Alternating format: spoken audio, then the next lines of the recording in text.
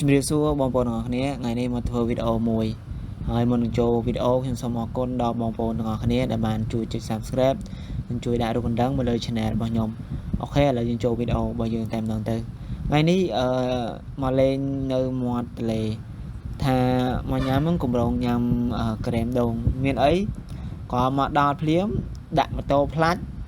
ដើរបានមួយស្ទុះដល់កន្លែងដើមស្វាយលេងមេឃភ្លៀងមកបងប្អូនដាក់ជោគមកបងប្អូនហើយឥឡូវ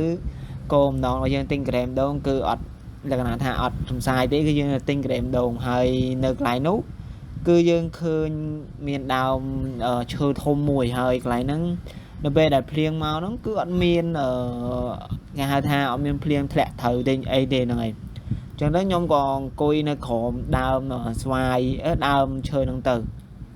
ដើម្បីកុំឲ្យភ្លៀងធ្លាក់មកហ្នឹងត្រូវយើងអញ្ចឹងហើយផ្ដាសាយដើរយើងទៅហើយនៅពេលហ្នឹងថាកូនម្ដងញ៉ាំតាក្រែមដូងទេប៉ុន្តែគិតសុកទៅក៏គិតថាត្រូវញ៉ាំក្រែមដូងហើយក៏ទៅញ៉ាំខ្ចៅទៀតហ្នឹងហើយធ្វើរហូតខ្ចៅតទៀតទេប៉ុន្តែយើងអត់តន់ទៅទេដោយសារមេឃកំពុងតែភ្លៀងស្រែកហ្នឹងហើយអត់តែមេឃភ្លៀងគឺអត់ខ្លាំងទេគឺមកបើនិយាយទៅมันអាចជោគដែរបើចេញទៅអាចជោគដែរស្រែកអញ្ចឹងហ្នឹងហើយដូចអាលឹមណាហ្នឹងតែអាលឹមយ៉ាងខ្លាំងហ្នឹងហើយឥឡូវនេះក៏នៅអង្គុយញ៉ាំក្រែមដូងដែលខ្ញុំបានទិញហើយហ្នឹងនៅមាត់ទន្លេហើយអង្គុយមើលទន្លេបដាអង្គុយលក្ខណៈថាមើលតែសភាពនៅទន្លេបដាហើយញ៉ាំក្រែមបដាអញ្ចឹងទៅហើយបើនិយាយទៅមេឃកំពុងភ្លៀងផងអីផងហើយខ្លាចភ្នែកតោទៀតបងប្អូនខ្លាចឆ្វាច់ខ្លាចមែនទេហើយតែឃើញលក្ខណៈទស្សនភាពស្អាតមែនទែននៅពេលដែលយើងអង្គុយញ៉ាំអញ្ចឹងត្រជាក់ហើយ relax fresh គឺអត់ឲ្យយើងឈឺក្បាលឈឺអីទេបងប្អូនអើយលក្ខណៈកាត់បន្ថយភាពតានតឹងយើងនឹង 50% ហ្មងបងប្អូនហើយលាយឡំញ៉ាំញ៉ាំក្រែមអញ្ចឹងគឺ fresh ហ្មងហើយហ្នឹងហើយញ៉ាំពេលញ៉ាំក្រែមយើងធ្លាប់ធ្វើការឬបរទេសនិយាយថា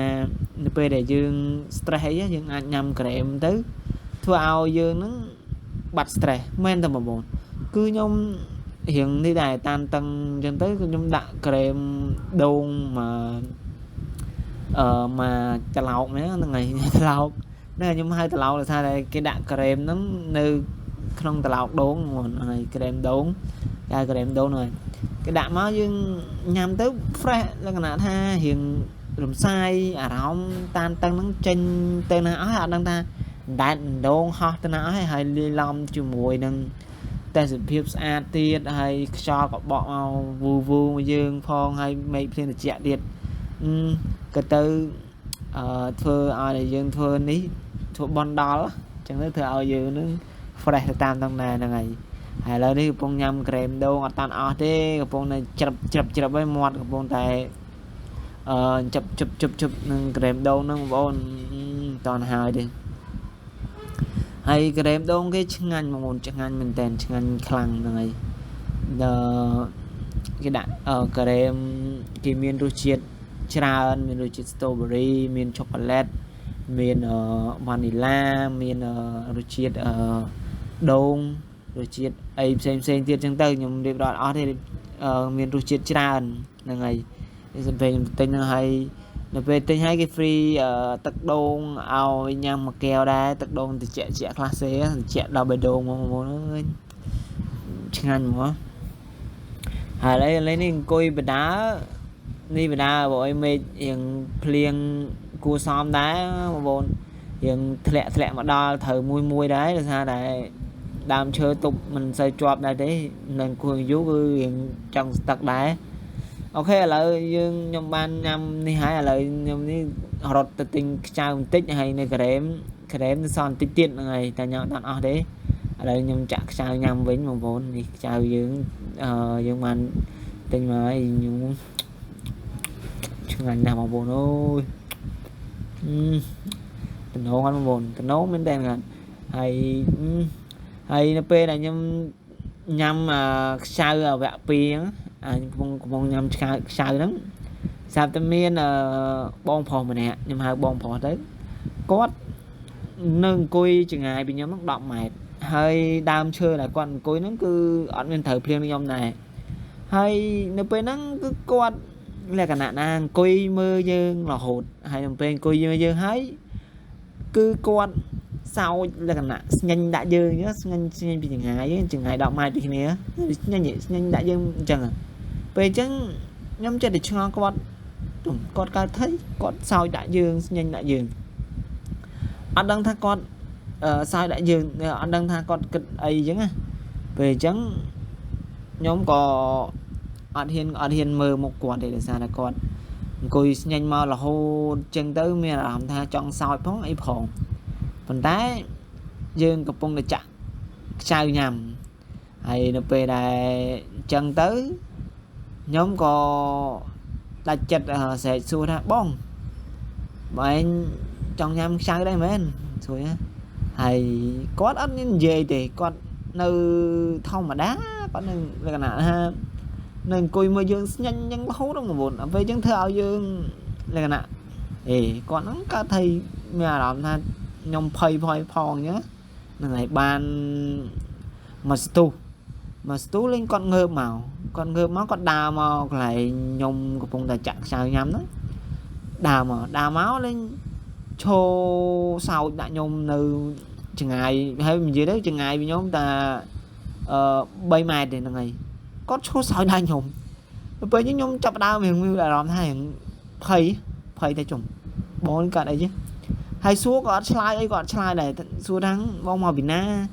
bông ngay xuống ấy slide từng ngỏ cái sao đại dương chân tử ơi hai chị ban mà tu tiện nhóm ọt kho bị con đây nhóm ở coi ở trạng sao thông mà đàn chân tử là hai dương còn hiền mơ một quạt đài là sao này quạt đương nhiên đừng thật con nó và hai chị miền ấy chứ chẳng dừng ọt hiền mơ một quạt dù thì hơi dừng coi trạng sao nhưng tới ở quạt thô nhưng tới bởi dừng hai quạt nghiêm giống như dừng còn ăn gì ấy phóng dương còn mẹ làm tha trong lại chật đấy chẳng nhận tới khỏi dương cùi chặt sao thông ra cho ai còn chô mơ nhân từ ban mà sự tu thông sạp cọt xua dương vinh cọt xua dương vinh tha bông ngàn nhỉ mà xua dương chứ mà xua nhông chứ bông ngàn nhỉ nó về nhớ nhông gọi lại tha ngàn nhỉ bông ngàn ta bông trong nhắm đây mến bây giờ nhung ao giờ tăng ao để về để nhung than chứ có đã mình về có xào ha nhân từ về chứ nhung rộng tha nói con đây về nói con có đa chân vì nhung bắt từ có đa chân từ lại quạt vinh chứ còn mình đa bắt đi còn đa từ này đa xoay quạt vinh chân từ mà về đã đa lại đa xoay vinh chân tứ nhóm còn côi nhâm thông mà đa tiết chân từ côi nhâm ban hai pi bay này tí có đa màu thiệt à đa màu tiếng bổn đa màu đông thiệt đợt về đã đa màu mà đông thiệt lưng nắng mà xua nhung hình tròn chừng môn tịch có xua thả bông ngàn nhỉ hay tha ngàn bông ngàn hơi ở nó về nó quát và to xu nhung thiệt à bông nửa ná mọt lệ hai nhóm có sao như là bọn